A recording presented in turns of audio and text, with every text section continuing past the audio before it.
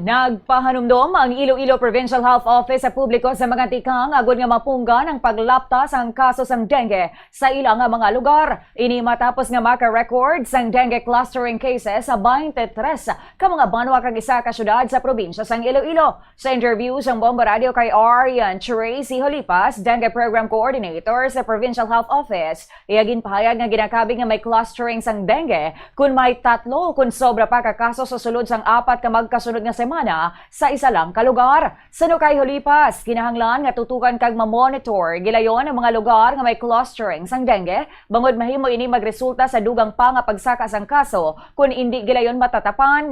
Gani ginapanawagan sang talatapan ang publiko nga sundo ng 4S strategy kontra dengue. Sa liwat, ang S, una nga S amo ang search and destroy, pangitaon kag gub-on ang mga breeding sites so kung mga lugar nga ginatiniran sang lamok. Ikaduha, secure self-protection, protektahan ang kaugalingon batok sa kagat sang lamok. Ikatatlo, seek early consultation o kung magpakonsulta gilayon sa health facility kung may mga sintomas ng dengue. Ikaapat, support fogging and spraying, suportahan ang mga fogging kag spraying activities sa mga lugar nga nagakinahanglan sina. Ginpahanumduman sang Provincial Health Office nga hindi lamang responsibilidad sang health authorities ang pagpugong sa paglaptas sang dengue. Kinahanglan man sa opisina ang aktibo nga partisipasyon sa mga pumuluyo, ilabi na sa regular nga pagpanglimpyo sa ilang nga mga balay kag sa palibot. Sini Ang mga may aton nga may mga clustering of barangay, no, this municipality is the Ahoy with the 5 na barangays, no, Alimodjan,